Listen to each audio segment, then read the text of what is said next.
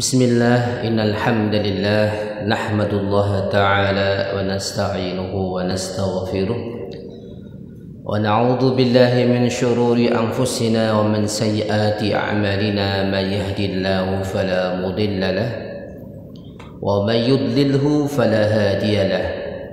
Asyhadu an la ilaha illallah wahdahu la syarika lahu wa asyhadu anna Muhammadan abduhu wa rasuluh. Allahumma salli wa sallim wa barik ala sayyidina wa habibina wa syafi'ina Muhammad wa ala alihi wa sahabatihi wa man tabi'ahum bi ihsanin ila yaumiddin, amma ba'd. Ma'asyiral muslimin rahimakumullah. Insyaallah di malam hari ini kita akan membahas surat Al-Furqan ayat yang ke-63 sampai ayat yang ke-70 insyaallah. A'udzu billahi minasy syaithanir rajim. وعباد الرحمن الذين يمشون على الأرض هونا وإذا خاطبهم الجاهلون قالوا سلاما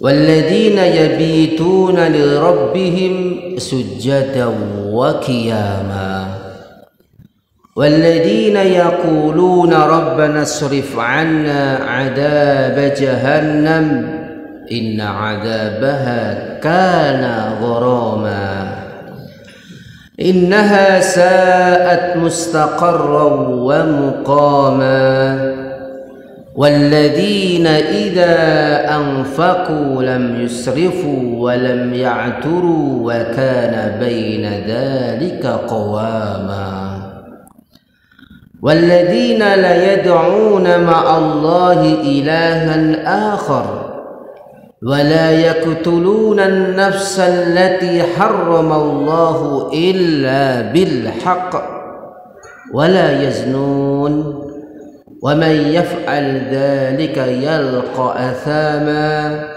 يضاعف له العذاب يوم القيامة ويخلد فيه مهانا إلا من تاب وآمن وعمل صالحا فأولئك يبدل الله سيئاتهم حسنات وكان الله غفورا رحيما ومن تاب وعمل صالحا فإنه يتوب إلى الله متابا.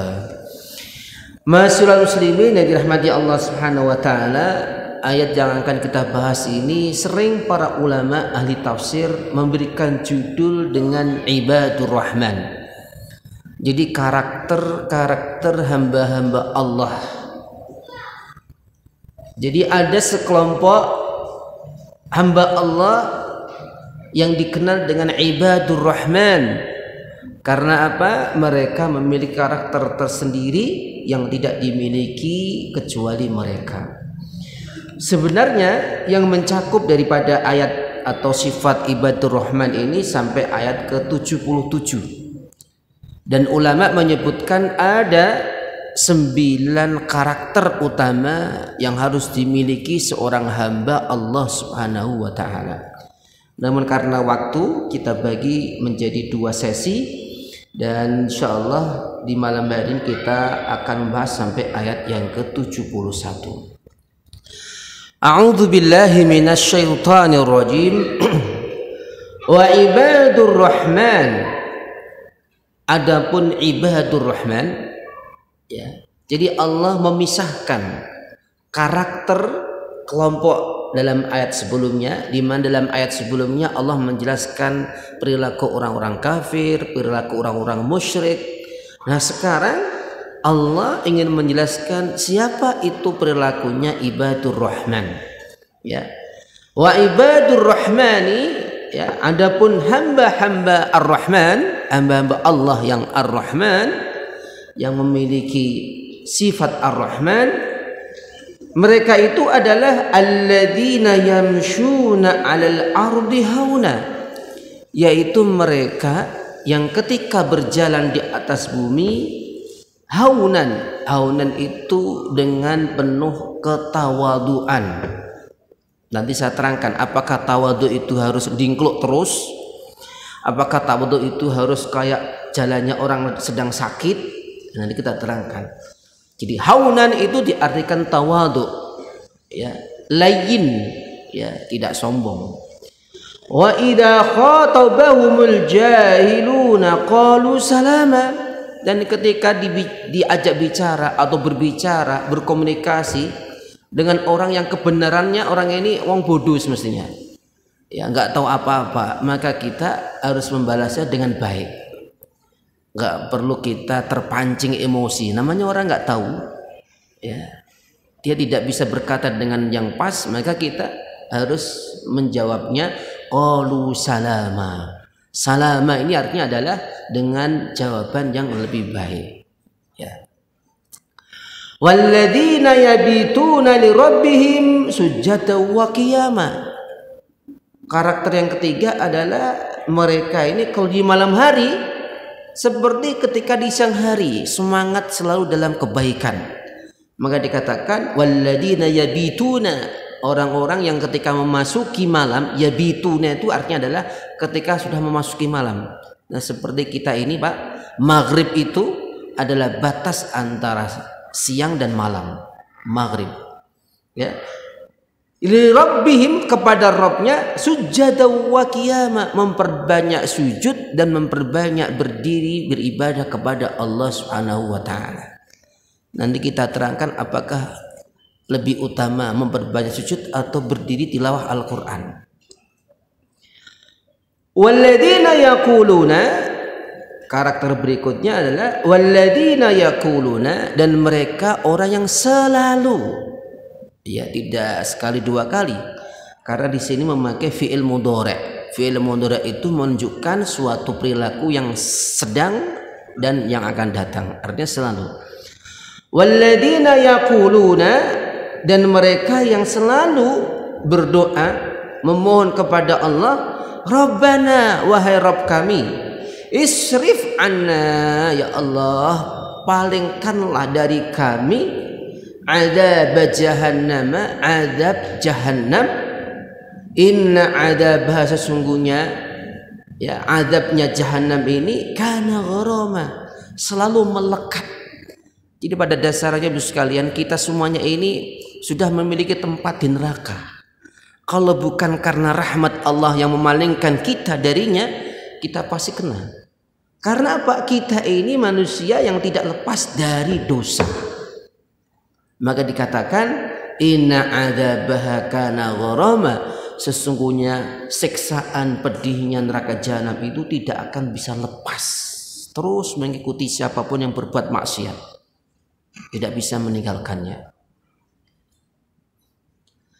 Innaha, sesungguhnya neraka jahanam, saat mustaqarra, itu adalah seburuk-buruk tempat, wa muqama, dan seburuk-buruk tempat tinggal, ya.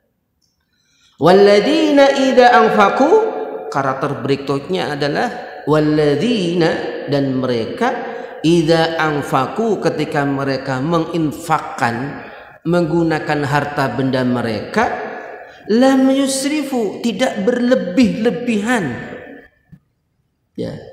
Apalagi zaman sekarang tinggal klik klik klik klik klik klik, udah masuk keranjang semuanya, nggak kerasa, ya. Maka diajarkan oleh Allah SWT lam yusrifu, tidak berlebihan. Artinya apa? Tidak melampaui kebutuhan. Jadi kalau beli itu emang kita butuh, bukan karena kepengin, ya. Walam yakturu, dan juga tidak bakhil. Yang namanya butuh ini, ada rezeki kok enggak ya dibelikan. Wis tahu temboke wis melekrok niku ya ora ditempel-tempel. Udah tahu apa atapnya sudah bocor juga ditempel-tempel. Itu gambarannya, ya, bakhil. Bakhil itu cenderung apa? Cenderung menahan harta padahal dalam posisi memang butuh. entah untuk dirinya, entah untuk keluarganya, entah untuk orang yang wajib dinafkahinya. Ya. Kemudian wa kana baina dzalika qawama. Nah, yang bagus itu idealnya kata Allah, ya, jadilah kamu orang yang diantara tengah-tengah. Ya ora bakhil, ya enggak berlebihan ya dalam menggunakan harta, karena nanti akan ditanya oleh Allah Subhanahu wa taala semuanya. Walladzina la yad'una ma'allahi ilahan akhar. Karakter berikutnya adalah mereka orang-orang yang tidak menyembah, menyekutukan bersama Allah ilahan akhar, sesembahan selain Allah Subhanahu wa taala.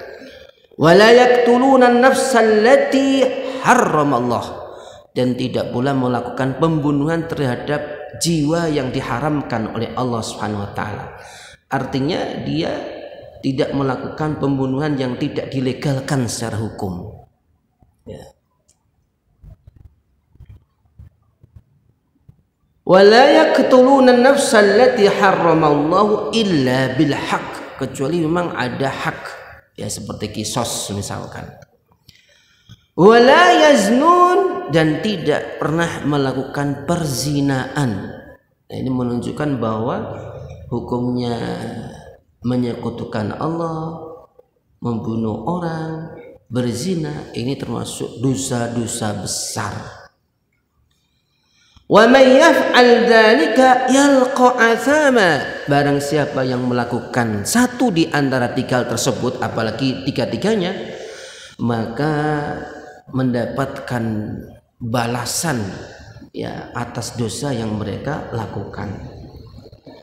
Yudha'af lahul adzab, bahkan dilipatkan siksaannya bagi mereka ini yaumal qiyamati, besok di hari kiamat, wa yakhlud fihi muhana, ya, dan kekal abadi di dalamnya.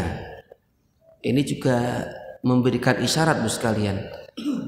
Dikhawatirkan kalau ada orang meninggal dalam posisi dosa besar dan belum bertobat, bisa jadi dia selama-lamanya di dalamnya. Maka ayat berikutnya memberikan kabar gembira bagi mereka yang mau kembali ke jalan Allah. Apa itu? Illa man taba, kecuali orang yang mau bertaubat, wa amana, dan beriman. Coba Bu sekalian, di sini unik Bu sekalian, ada kata-kata taubat, ada kata-kata iman. Seakan-akan orang yang melakukan, kalau musyrik jelas ya, dia menyekutukan Allah, jelas dia keluar daripada Islam. Ya, tetapi orang yang melakukan pembunuhan, membunuh orang sengaja tanpa ada alasan hukum yang membenarkan, atau dia berzina, itu seakan-akan dia telah keluar daripada Islam. Maka kenapa di dalam surat lain dikatakan barang siapa membunuh seorang mukmin dengan sengaja maka dia di neraka jahanam. Maka menjadi perdebatan di antara ulama, apakah orang yang membunuh dengan sengaja itu kekal abadi di neraka? Ya. Maka kenapa ayat ini muncul ada kata-kata wa amana, seakan-akan ini harus diperbaiki imannya lagi. Ya, maka dikatakan mantaba, kecuali mereka yang bertaubat, wa amana, beriman, ya, wa amila sholihan, wa amila amalan sholiha, dan beramal amal yang soleh.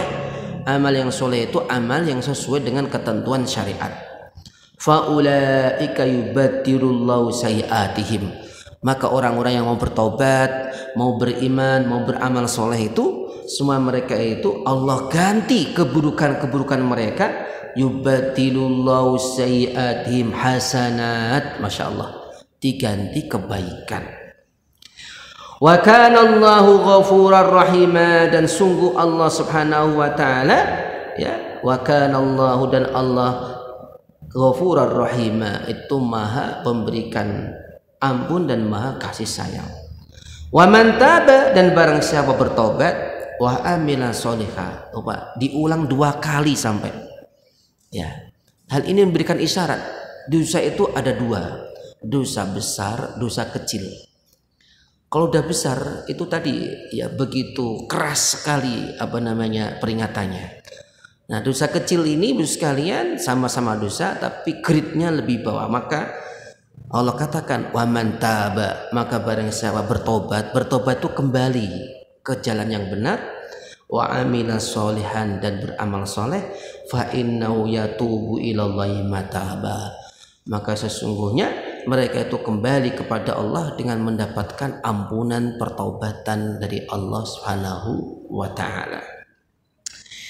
Masyiral muslimin yang dirahmati Allah Subhanahu wa taala, ayat ini ya menjadi pilar atau pedoman setiap muslim, baik ketika dia bermuamalah dengan dirinya atau dengan sesama atau bahkan dengan Allah Subhanahu wa taala.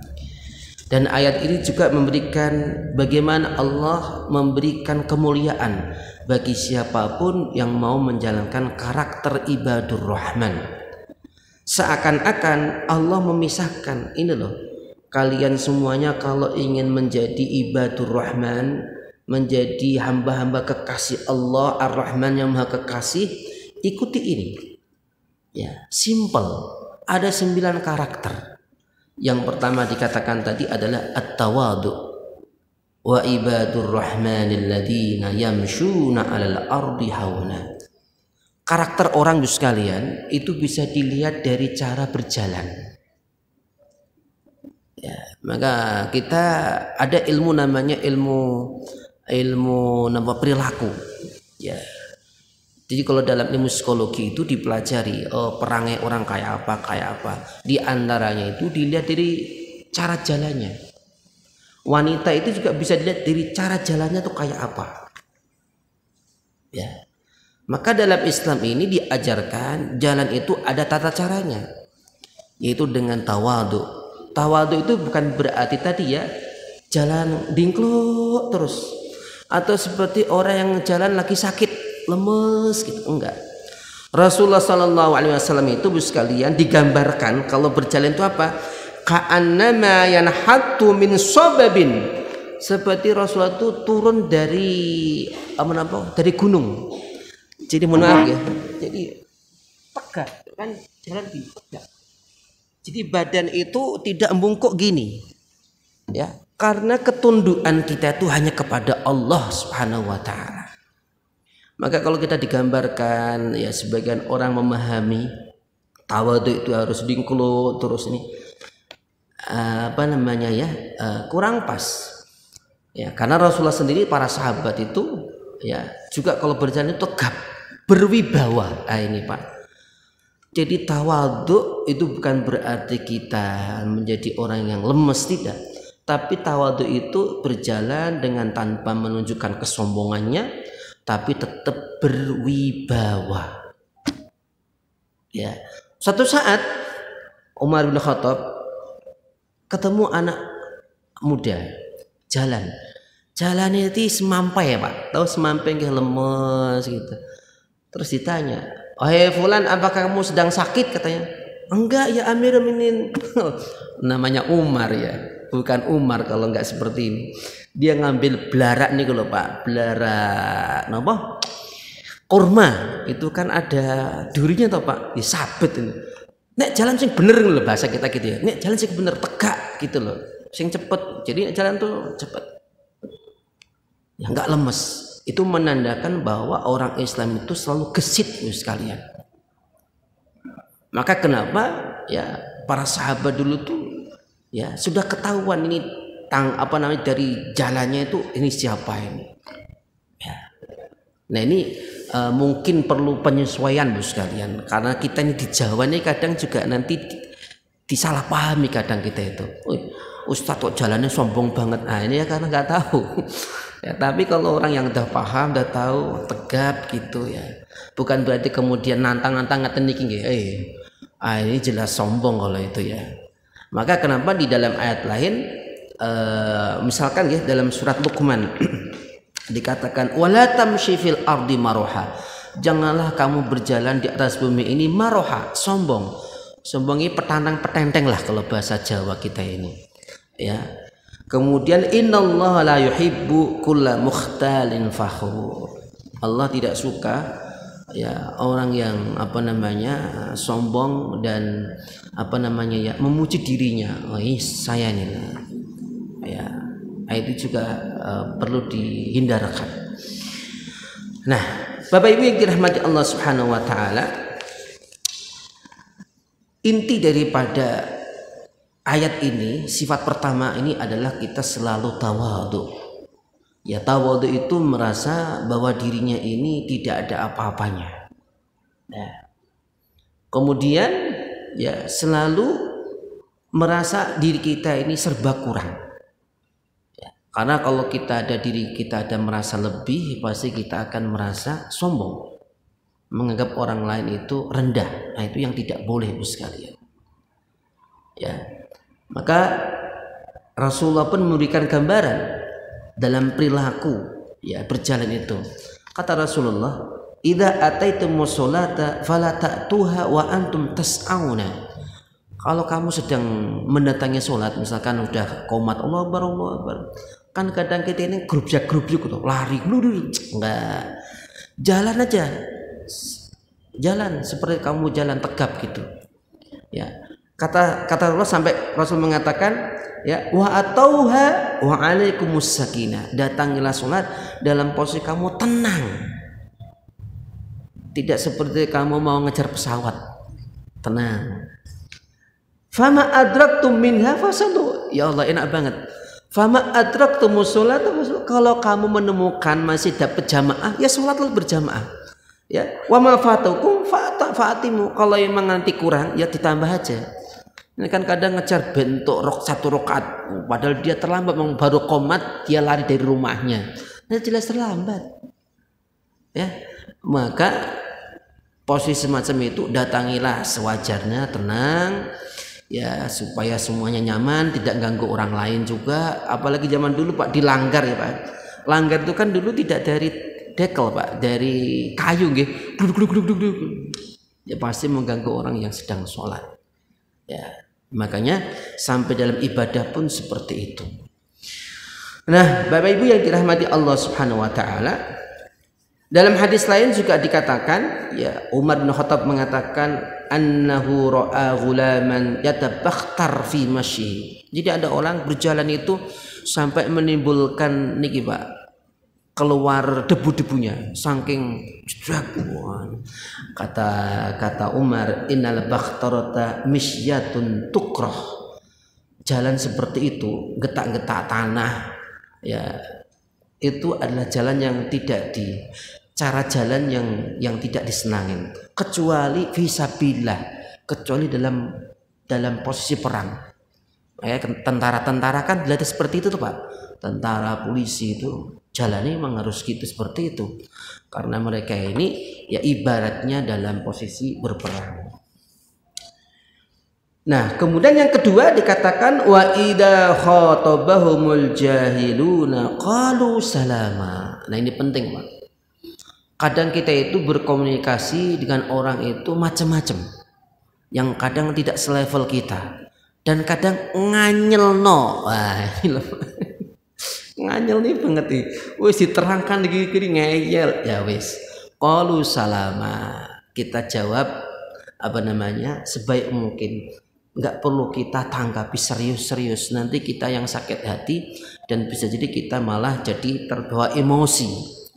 Maka Rasulullah SAW sekalian adalah orang yang paling paham bagaimana berkomunikasi dengan setiap orang. Coba ambilkan contoh sekalian. Ada orang datang, ya Rasulullah, ausini ya Rasulullah, ya Rasulullah, wasiati aku, nasihatin aku ya Rasulullah. Gampangannya seperti itulah. Apa kata Rasulullah? La taghdab, kamu jangan marah. Loh kok Rasulullah kok tahu itu loh? Sampai dia heran. Ditanya lagi, ya Rasulullah, ausini ya Rasulullah, nasihatin aku ya Rasulullah. La taghdab, jangan marah. Sampai 3 kali. Ternyata orang ini karakternya suka marah Pak. Oh kan, jadi Rasulullah tahu. Ada lagi udah datang seorang petani, ya Rasulullah, ayu amalin afdal ya Rasulullah, pekerjaan yang paling baik itu apa? Petani katanya. Tuh Pak. Jadi Rasulullah tuh tahu ini orang ini apa namanya, karakternya kayak apa, dia kerjanya kayak apa. Jadi dijawab ya biqadri uqulihim, kalau dalam hadis lain kita jawab itu sesuai dengan kadar ilmu dan kadar akalnya, sehingga tidak membingungkan orang lain. Ya sama sekalian, kalau saya ngajar tafsir di sini ya saya standarkan sesuai standar umum. Beda kalau saya ngajar tafsir di S2 atau S3, maka lebih detail, lebih membawa kepada nuansa kebahasaan dan lain sebagainya. Ya, jadi begitu pula ketika kita berbicara dengan keluarga kita, terutama istri. Ya, ini saya pesan ya, orang tua ayah atau calon ibu ya, itu yang namanya komunikasi itu sulit-sulit mudah sulit. Ya. Kadang nek pas hati ini tuh ketemu, kabeh enak. Itu terutama orang lagi nikah. Ya, 2 minggu, seminggu, sebulan. Tapi ini udah 2 tahun punya anak apalagi, aduh. Itu suka komunikasi ini tuh nggak nyambung. Nah, ini makanya laki-laki harus si'atus sadri, ini peran laki-laki. Maka kenapa laki-laki itu dikatakan ar-rijalu qawwamuna 'alan nisa. Laki-laki itu memimpin wanita, bukan menindas. Ya, qawwamuna itu artinya orang yang paling bisa meluruskan. Ya, nek salah dilurusno. Maka laki-laki terus si'atus sadri, ya wis lah, ngalah. Ini penting sekali. Karena termasuk salama itu adalah kita tidak menonjolkan diri kita. Yes. Lagi capek dia mungkin itu. Ya kan? Bayangkan pagi sudah nyuci, sudah memberikan masakan kita, udah ngurumatin anak, belum lagi dia ada kerjaan keluar, masya Allah. Ya. Maka satu saat sekalian saya itu selalu ingat perkataan Umar. Ada seseorang itu datang ke Umar, baru mau ngetok pintu pak, mau masuk gitu. Assalamualaikum ya Amirul Mukminin. Terdengar dari belakang pintu itu Umar sedang dimarah-marahi istrinya loh pak. Umar sedang dimarah-marahi istrinya, nggak jadi dia. Padahal orang ini mau lapor tentang istrinya. Jadi orang ini mau lapor kepada Umar minta nasihat tentang istrinya. Ternyata Umar juga dimarah-marahin. Maka satu saat ketika ketemu, wahai Amirul Mukminin, itu gimana itu kok saya dengar gini-gini. Wahai fulan, katanya, kita tuh cukup sudah bersyukur. Ya, istri mau ngomong apapun terserah. Tapi kita ini terselamatkan, karena istri kita terjaga dari zina. Dosa besar kan pak. Tapi karena istri kita terjaga.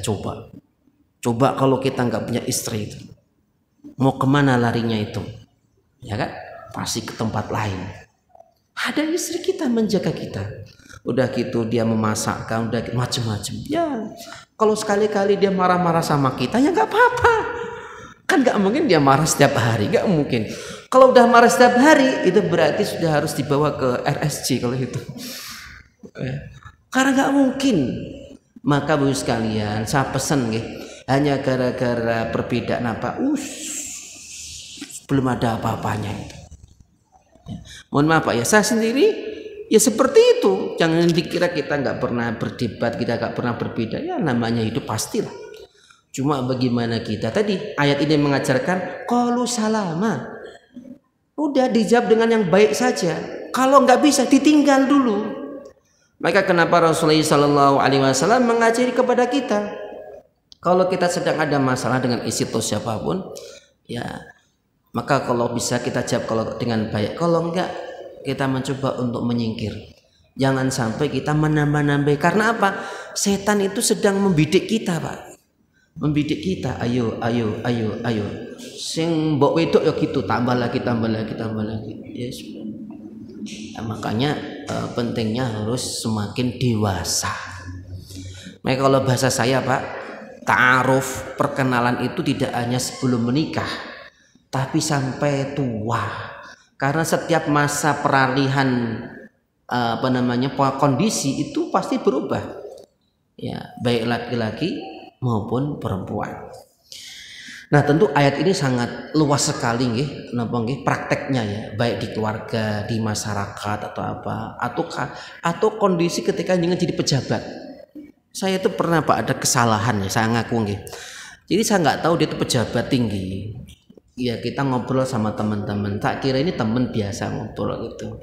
Ya saya ya seperti biasa ngobrol. Ternyata orang ini napa nggih, tidak menerima soal sampai dipanggil. Semoga gitulah. Nah, mungkin ayat ini harus dipakai. Kalau salah ya sudah, memang kita yang salah ya sudah.